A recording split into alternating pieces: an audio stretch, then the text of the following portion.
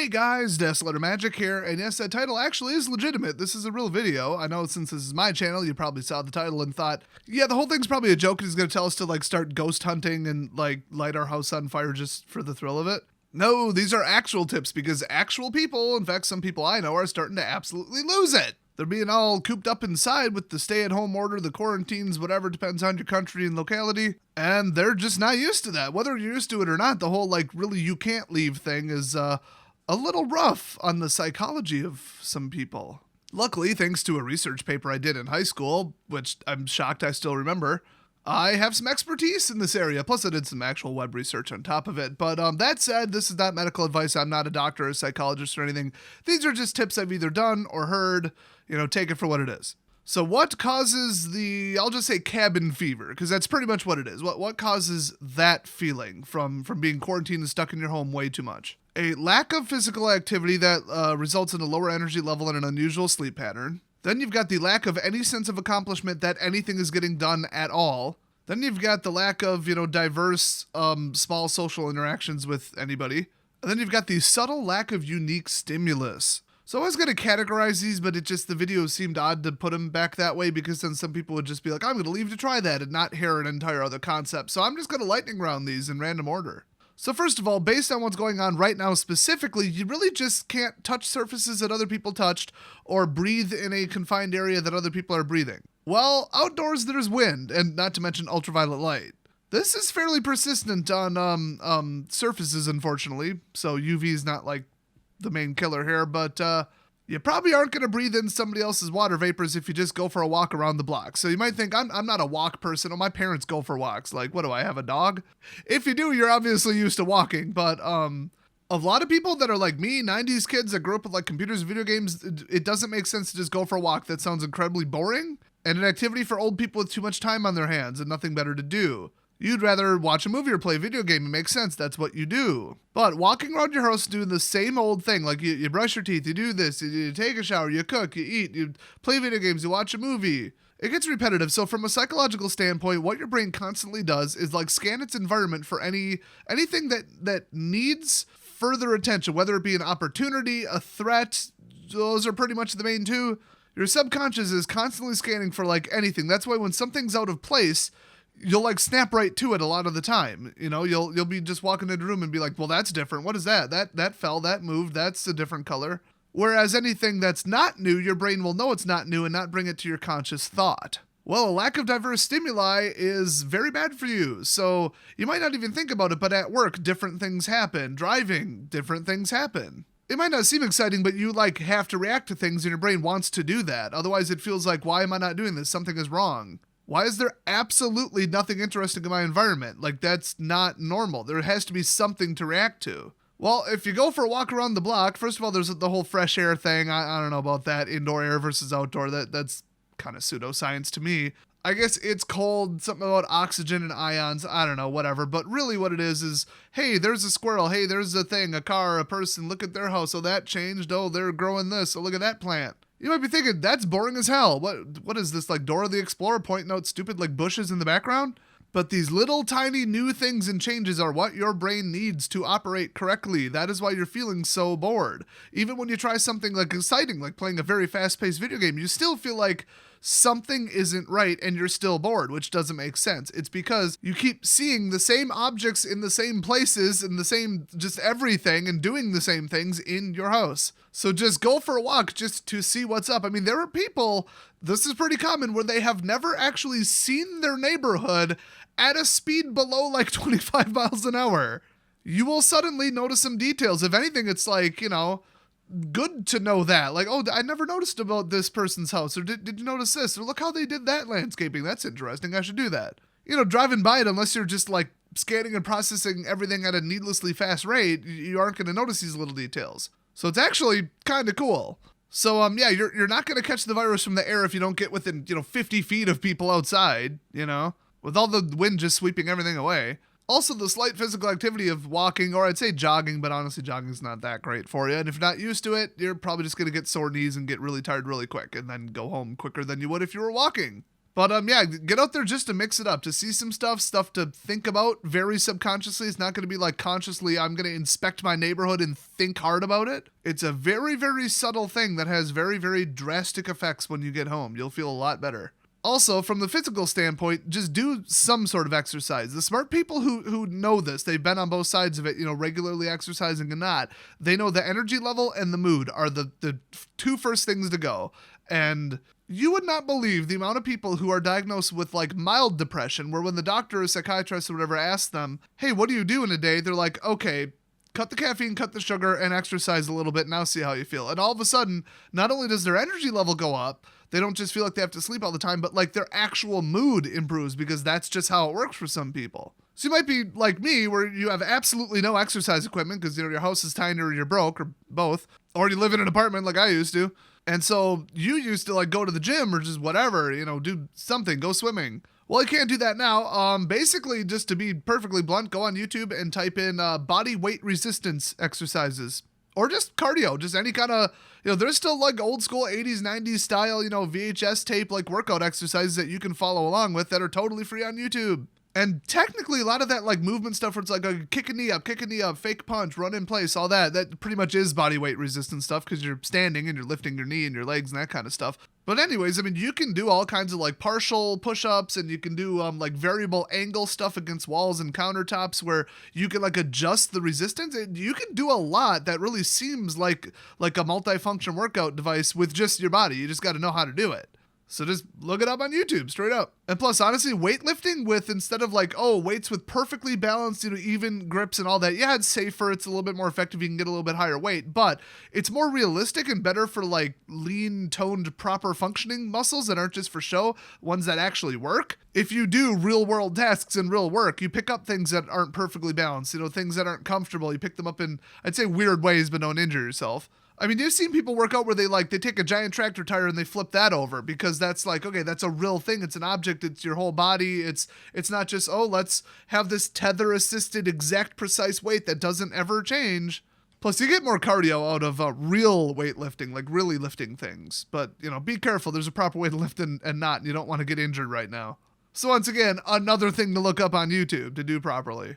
Next up, you got the sense of accomplishment thing. It is in the back of your mind at a very base level in your brain to be accomplishing things. It doesn't care what, you just need a sense of accomplishment. To go to the extreme on how important this is for human psychology, some workers at a prison were getting paid to shovel, I think it was like a pile of dirt. They get a pile of dirt delivered. They'd like move it to one side to the other, dig a hole and put the pile somewhere. I don't remember the exact terms. And then they had like a different shift of people, like from the other side of the prison, come in and undo it. They would move it back to the other side. And they're like, hey, it's exercise and we're getting paid a little bit for it. Cool.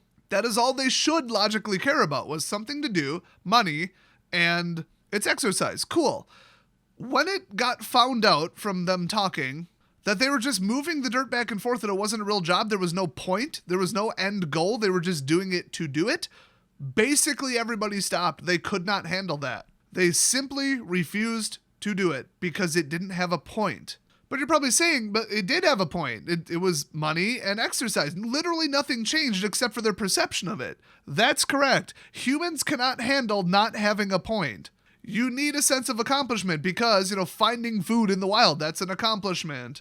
Like building a shelter or something, that's an accomplishment. So it's like, to survive, you need accomplishments, and your brain will start to bug you if you aren't accomplishing anything at all for a long time. So you keep telling yourself, but there is nothing to do. Like, I don't have any urgent pending tasks. I just want to sit around and, watch Netflix. While you are almost definitely correct, you're used to going to work and getting stuff done, getting, mini tasks done, getting long-term projects done, whatever you do. I mean, if you're a cashier, you checked out a customer. There you go. You got something done. That is a thing that you accomplished. That person needed something done. You did it. Ta-da. Paycheck. Let's go.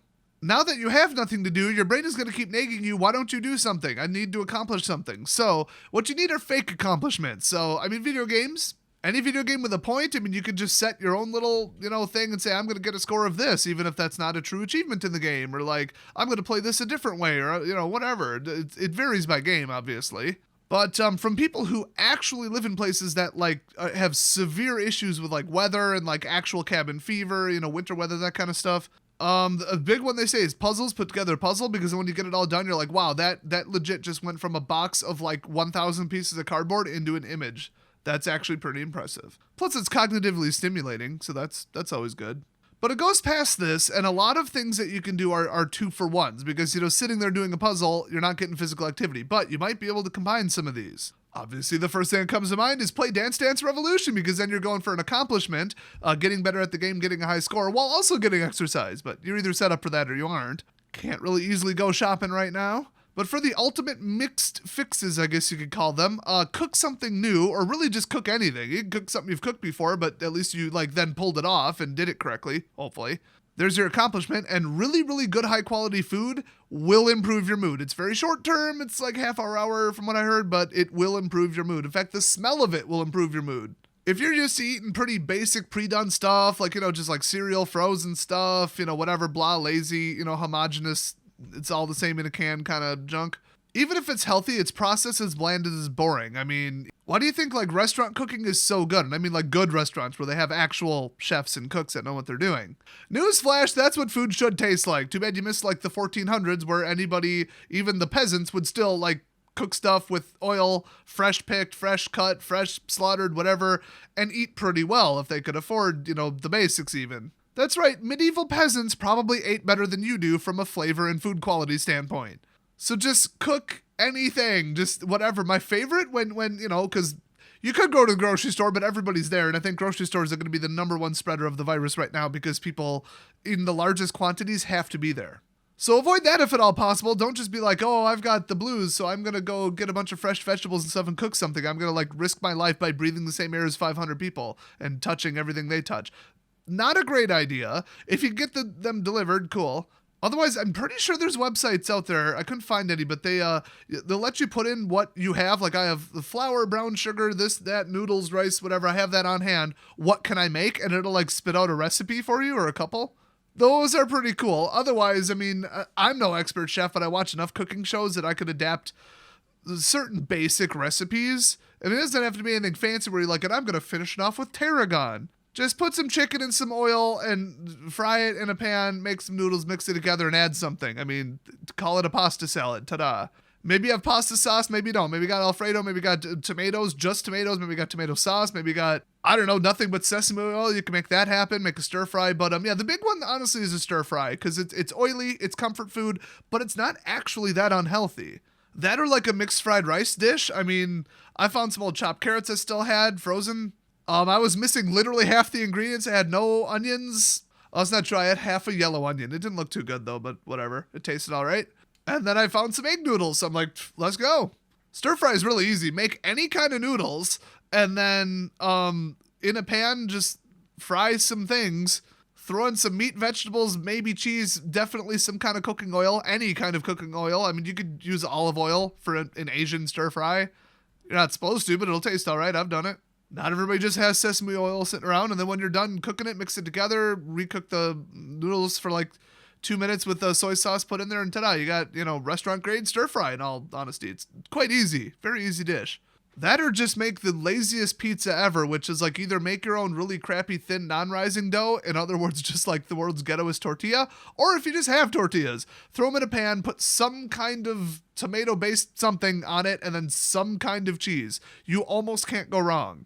And that goes double if you put veggies or some kind of meat on it, I've had chicken and like diced tomato pizza on a tortilla before with a little bit of oregano, and it was some pretty fancy high dining stuff. Took me about 5 minutes.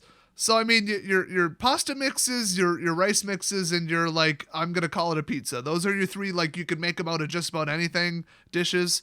So you get the new skill, the improvement of your skills, you get the sense of accomplishment, and then you get the good feeling from the good food. That is the ultimate thing you can do right now. I'd put it right up there with going for a walk. In fact, if you go for a walk, come back, then make a meal, and then after, well, probably an hour to start digestion and not get a cramp, then you start exercising. You're going to feel so good after that when you go back to like Netflix and video games. Now, for social stuff, a lot of people would be like, nobody calls anybody anymore. I'll just, text somebody. I'll jump on Facebook and message them. I'll make a post and see who replies. It's been very well established that is not the same as actual social interaction. For various reasons, it's kind of bad for you. It depends on your age and your psychological state. And you're like mental and emotional stability. So in other words, age. For most healthy, level-headed adults, it's not bad for you, but it's not social interaction. It's interesting, it can be stimulating. You never know what somebody's going to post, scrolling through Facebook. That's why people just keep scrolling, because it's just constant stimulation. They're like, this is interesting. And they tuned in what you stop on and what the keywords are, what the content of the post is, and they have like a whole AI network of text of stuff that you will stop scrolling for.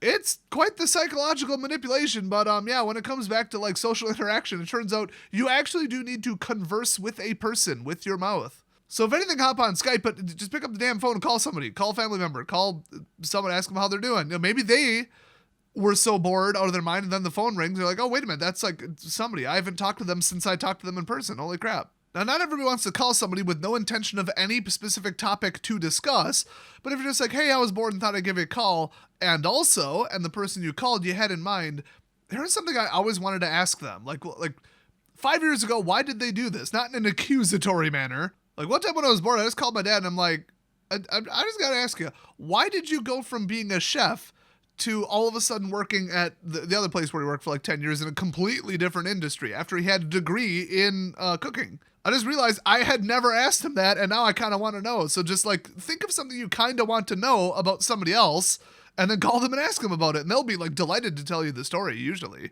So the last tip, I put this one last on purpose because hopefully you're kind of taking my word for all this now, because you're not going to want to hear this. So you're sitting home feeling miserable, low energy, probably gaining weight, and you feel awful and you can't leave your house. Even like I said, you can leave your house, just like go walk around. That's not illegal in most places. And it's not remotely unsafe at all if you stay away from people. But anyway, back to the sense of accomplishment thing and the nagging feeling that you're not getting anything done, even though you consciously know you don't need to get anything done. This is basically vacation. It's still worrying, it's still stressful, so this is more of an anti-anxiety thing as well as like an anti-cabin fever measure. Do something that you actually do know needs to be done, but that you've been putting off forever. So that could be like, I'm going to just download an app and start learning Spanish. I'm going to finally do it. I'm going to finish this book series. I'm finally going to, whatever, fill in the blank. But the big ones that now that I mentioned it, you're going to feel even worse that now, oh, not only am I sitting around not doing anything, but now you just reminded me that I should be doing that, but I don't feel like it because that's work and I hate doing work because I'm already in a bad mood. Do some like deep cleaning of your house, either rearranging things or like going through a drawer and just getting rid of everything you don't need. Like we're talking like the hit it hard spring cleaning level of stuff. Like empty out an entire cupboard, wipe it down, and then rearrange your dishes the way they should go, instead of how you just happen to put them back into the cupboard over the last 3 years. Just go through the stuff under your bed and get rid of what you really don't think you should keep. Free up some space. Oh, the junk room, the entryway, the one closet that's always, super packed. Just go through it and just scorch the earth on what you need to get rid of. And I don't mean like, oh, you're a hoarder, get rid of 50%. It's like you can get rid of 10% and still feel like, okay, I went through it. That's clean. I'm happy with what's still there. Yeah, it's still packed, but who cares? Everybody could use a bigger house. But I cleaned it up, I organized it, I saw it, and I know what's there. First of all, you're going to find stuff that you forgot that you own. Secondly, you're going to find stuff that's been missing for a while. And third, when you're all done, you're going to have that sense of accomplishment, like I accomplished something today, even though it's something small and insignificant compared to like working a job to get money to buy food and support my family. Well, you can't do that, so you might as well clean out your closet. It's going to feel kind of the same. It sounds stupid, but it will.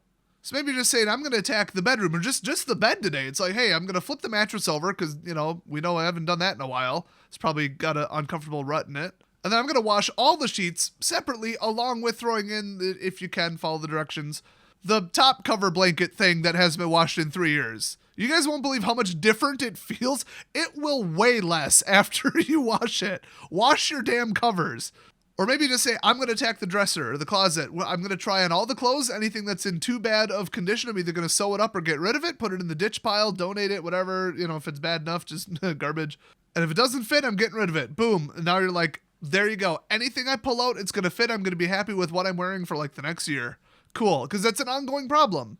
Or I'm finally just going to dust all the places that I skip when I'm dusting. You know what? I'm going to do all the maintenance. I'm going to replace or check all of the batteries in every smoke alarm. I'm going to swap out the furnace filter. Like, we're doing everything. Heck, you could be like, okay, snow finally melted. I'm going to go out there and rake the rest of the leaves that blew into the yard and then it snowed on it. It's more of a Wisconsin thing. Or you know what? I'm going to de-weed the entire, back of my landscaping. Kind of depends where you live. I mean, I very recently bought a house, so I'm more used to apartment life, so I feel weird even saying this. I mean, if it wasn't dark out right now, I really, really feel like I should take off all of the downspouts and pound them back into a shape that resembles something that doesn't look like it got ran over by a tank. They got really destroyed by the former owner and like me accidentally hitting it with the lawnmower, and yeah.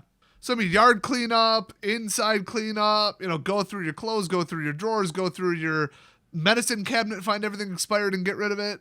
Rearrange your spice rack, whatever. Just like all that stuff that is subtly nagging you that you kind of should do it, but you're like, that's honestly, I have more pressing matters. Well, now you don't, and you're going to feel like, wow, I put that off for 2 years and today I did it. Despite it almost definitely being something really stupid and barely worth doing, you're still going to feel like, I finally did it, go me, hooray, I got up and did something today. Something unique that I haven't done in a while and that needed to be done.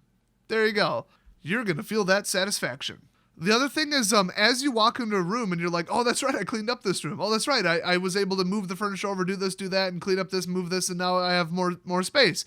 Every time you walk in until you get used to it, you're going to be like a little bit happy. And everybody right now just walking around their house doing next to nothing and having nothing to do, any little boost that you're like, oh, that's right, I cleaned up this room and it looks awesome. That little bit of happiness and accomplishment, it can come back even 4 or 5 days after you did it, So if you spend a little bit of time just doing daily maintenance, long-term tasks, spring cleaning kind of stuff, that's going to go a long way. So cook a good meal, go for a walk, do everything else I said in this video if you feel like it'll help you, or, well, if you just want to give it a shot. Even if you don't think it'll help, trust me, it probably will. And tell these tips to somebody, call them on the phone, or just send them the link to this video if you want to be lazy, because you're already motivated enough to go clean out your whole closet right this second. So thanks for watching. Hopefully this video helped you out. If it did, leave a big old like on it. And like I said, send it to somebody. They might not be interested in my channel, but this video might help them out.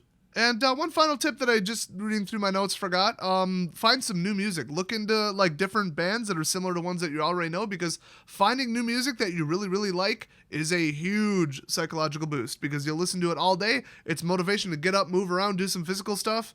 And really nothing hits the brain much like food and music. Those are really the two big ones. I mean, there are other ones, but those are the two biggest tasks that almost universally make people a little bit happier and improve their mood and their day. So thanks for watching, and I'll see you guys next video.